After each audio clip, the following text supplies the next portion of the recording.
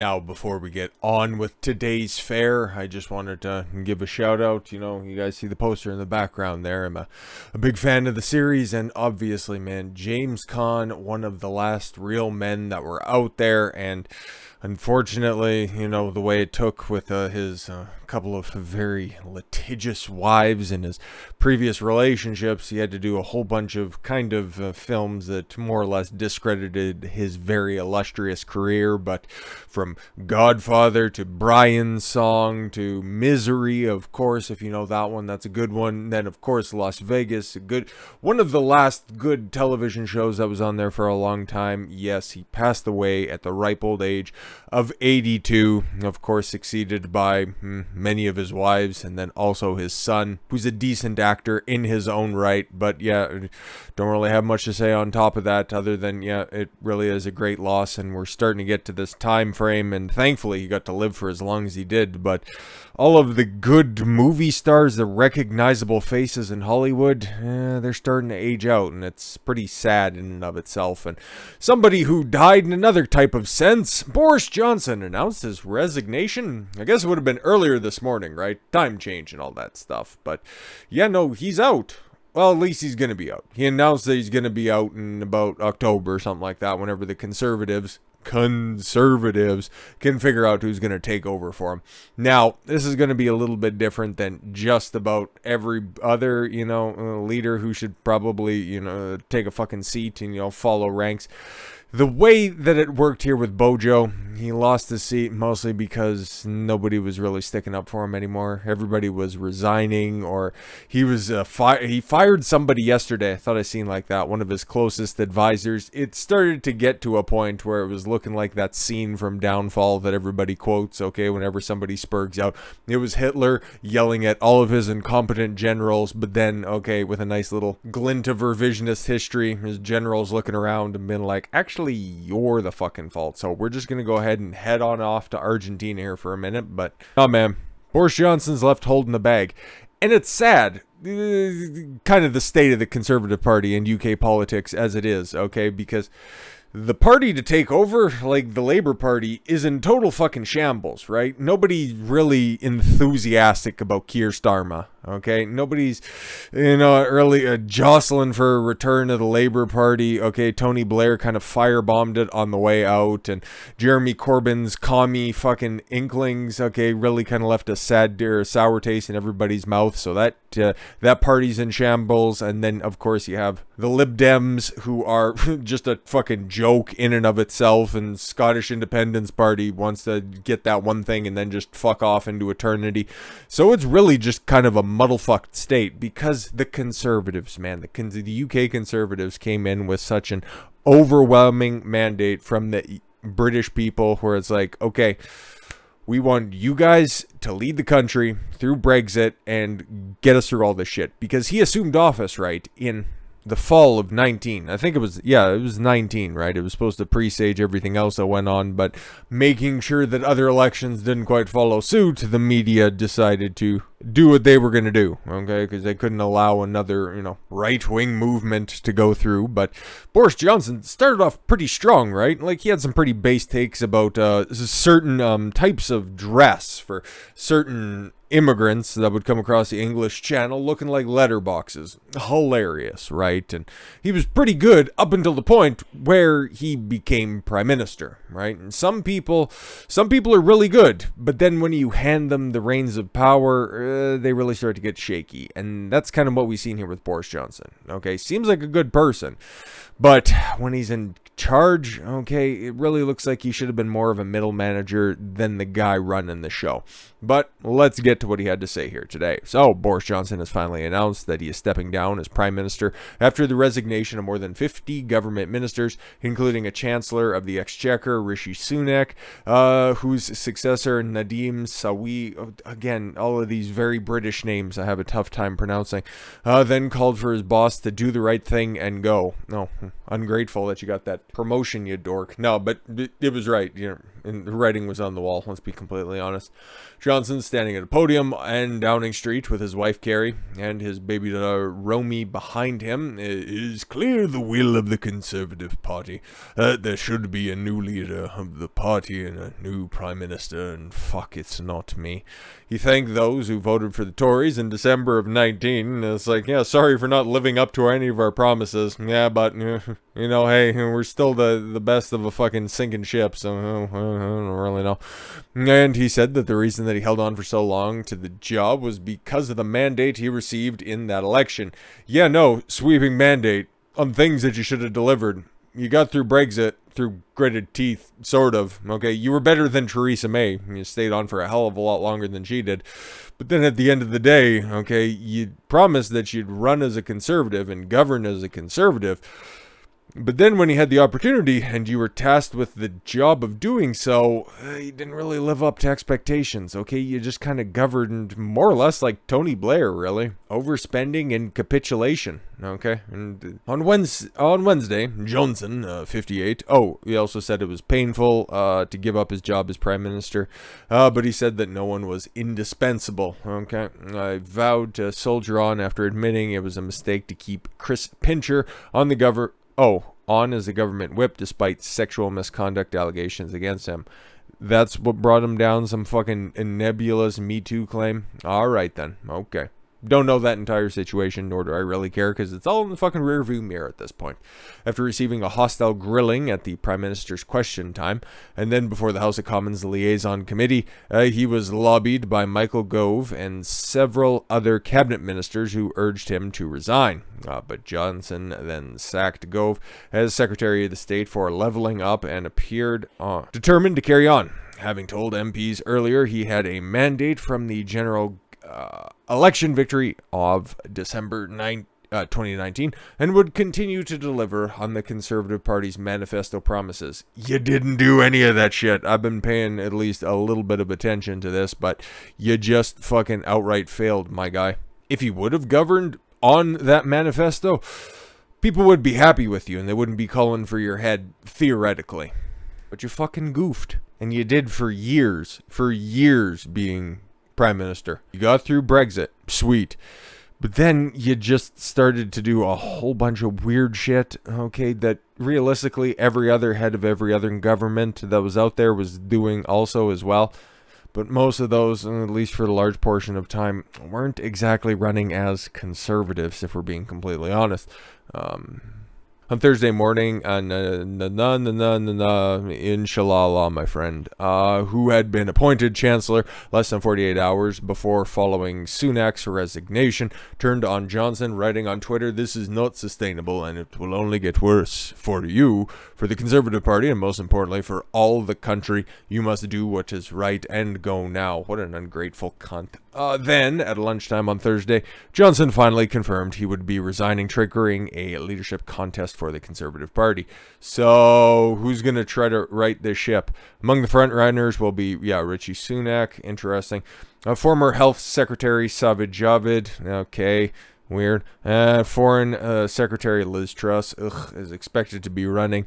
I don't see anybody that I like, along with Attorney General Suella Braverman. I don't have an opinion on her, but that kind of leads me to believe. And possibly Defense Secretary Ben Wallace, Trade Minister Penny Mordaunt. No, if it was going to be a bitch that was going to take over for him, it should probably be... Oh, there's that diversity minister who's actually really good. Don't let the position fool you. She's that black lady, and I can't remember her name, but she's super based. But again, we could have another Bojo situation. Or Priti Patel, just to make everybody spurg out, because she's a woman of color, and she's a total fucking hard ass. That would be great, but I don't see her in there, so. But yeah, where does this really all stem from? Okay, and the fact that it's going to be the 14th Prime Minister, just fun fact here, okay, the 14th Prime Minister of Queen Elizabeth II's 70-year reign. But he also hopes to stay on until October, and God willing, the Queen will be there, okay, because he has to go meet with her anyways, so to tender his resignation. So whenever the party leadership will be up for vote, okay, the scandal over Chris Pincher has proved to be the final straw of his many cabinet colleagues. who had backed him through a vote of confidence with the Partygate scandal last month. And the Partygate scandal, I think we talked about that as well, okay, during 2020 when we have to cancel Christmas for a year and everybody needs to stay at home. He had a big party at, I think it was at 10 Downing Street. I'm pretty sure about that. But yeah, the rules for thee, not for me. It's not like he was the only person to do it, okay? He just vehemently denied it over and over and over again. Like, he could have just made a cringy video like Gavin Newsom did, and it was like, well, people worked really hard on this. And then you could win a recall vote because a bunch of fucking idiotic leftists decide that, oh, we like the guy who looks like the man from the American Psycho film. He's such a nice man. And we don't like Larry Elder because he's the blackface of white supremacy. Just fucking get shot. But anyways, so this, I don't know, re-inspires people out there to think that maybe other corrupt leaders should probably follow suit, not pointing to one directly or anything like that. Not with somebody else who has an overwhelming amount of, oh, I don't know, ethics violations and potentially criminal actions under his belt. Couldn't possibly think of one of those people that's right there. No, I don't know, maybe one that's right now having a big committee hearing when it comes to invoking the Emergencies Act and how he pulled that out of his fucking very loose ass. Just wondering, just throwing a couple of names out there, but that's not gonna happen. He has the overwhelming support of literally everybody on the left side of the aisle in the government, okay? Sure, he has a minority government that he's in charge of, the only minority that he's ever been a part of his entire life, but I'm an ally, get fucked. No, the NDP overwhelmingly support his stupid, idiotic policies. We're talking about Trudeau, in case nobody's watching, okay? I haven't said his fucking name yet, because I mostly just want to keep last night's dinner down, okay? But Jagmeet Singh, he's not going to turn tail on him. He likes being the Prime Minister's bitch, okay? He wants to be the second for... Oh, fuck, we still got 3+ years of this cunt. Hopefully I won't be here in order to vote for anything else, but they said that they're going to be backing Trudeau through the entirety of the term until the next mandated vote, which, if you give Trudeau enough leash, he might find a way to circumvent that and then just become Chairman Trudeau like he always aspires to. But no, this isn't going to be a Boris Johnson situation. He could literally, like Trump said during the campaign, I could walk outside and shoot somebody in the street and people would still love me. Trudeau could do literally that because he's, what, embezzled money, enriched his family, okay, taken a whole bunch of different bribes, okay, fired cabinet ministers that were going to investigate him. The motherfucker's done every single corrupt politician gimmick in the book, and he's still right there, and he still gets the support from, well, realistically, when you're in Canada, all you need to do is campaign in 3 fucking places. Parts of Quebec, the Greater Toronto Area, and the Lower Mainland in BC. If they like you there, perfect. You and your party, it doesn't matter what surrogates you have out there. You are going to have the majority. That's why just about every prime minister, okay, especially in recent times, have come from Ontario. They've come from Quebec, okay? I don't think anybody's come from BC, but, you know, Vancouver, Victoria, there's a big population base there. That's fine, okay? They can go ahead and they can just fly over, you know, the money-making provinces of Alberta, Saskatchewan, and Manitoba, the last two to a lesser extent. Doesn't have to give a fuck about the rest of the country, okay? It's those 3 small areas. The Maritimes, they might as well just fly off into the fucking ocean. I'd be totally fine with that. They're a waste of space, and you take a look at the equalization payments that are out there, which, if you want a little bit of a black pill about maybe what could happen in the United States, even though I don't think there could be some, you know, constitutional quandaries that could be there. Think about equalization payments coming, okay, because it looks like Illinois, and especially California, could default at one point or another, okay, and then you have the money-making states that are in there, and then just start to distribute the wealth accordingly, comrade, because that's what we have right now, okay, because Alberta makes all the fucking money off the back of the natural gas and oil, for at least for a time being, right? And then it just disseminates out to everybody. I seen a little, I don't know the authenticity of this, but I can pull it up here real quick if we're talking about this for a time being. I didn't anticipate it, so I couldn't find the one that I was actually going to reference. That one was more up to date, but this one just serves to show everybody anyways. But when it comes to equalization payments, okay, Alberta is getting totally fucking railroaded, and Ontario's kind of tapered off in 2021. I wish I could have found it, but I didn't, and it was, again, just an unverifiable screenshot. But this one I know I've used before, this exact same National Post article in another previous video as well. But what this shows is how much money, okay, every individual per capita is paying towards equalization payments. Okay, so Albertans in general, okay, are paying about $625 per year. British Columbians about $1.25. Ontarians $7.25-ish, give or take. Okay, that was, like I said, in 2017. It's changed a little bit, but Alberta is still producing more than we're ever likely to ever get back if we're keeping it a stack. Okay, and you take a look at the rest of the provinces. Manitoba, Saskatchewan's doing a little bit better. Okay, Manitoba not so much, but then Quebec is huge drain. Nova Scotia, Prince Edward Island. Okay, god damn it, I really do wish I could find that, but Prince Edward Island, they're just taking money. They're just taking money hand over fist, and nothing we can really do about it. Nobody else is really doing anything, and even Quebec recently, earlier this year, banned all oil and gas exports. So you think, or I'm sorry, any new additional drilling, any more exploration to figure out if they have any more natural resources that can be mined and produced. It's a big fucking province. There's a lot of shit that you could be doing, but you won't, because you can just sit back and take those equalization dollars until Trudeau just decides that, nah, we're just going to go full commie and get rid of all this shit here. So again, this just plays into his hand. This plays to his base, so he really doesn't care, because he's the nice man with the good head of hair and the nice smile, and he says all the right things. Well, he doesn't actually say that much. He just has a nice tone about him, and people, by people I mean women, okay, just appreciate tone more than substance. It's a fucking fact of life. So no, he's not going anywhere. Somebody else in a similar situation, who else could go? Probably Joe, given his son and his business relationships, okay, and some recently unearthed voicemails that make it very obvious that old Uncle Joe there probably knew a hell of a lot more than he was really letting on. But we'll just let bygones be bygones, right? Of course. No, he was handing out and maybe putting some medals of freedom backwards on somebody's head. Nah, it didn't end up being the case, but boy, you would have thought that you should have probably got a longer ribbon. I would show you guys the video, but it's since been debunked by all the fact checkers who just seem oddly busy whenever it comes to a Biden gaffe. But when it comes to anything substantive, no.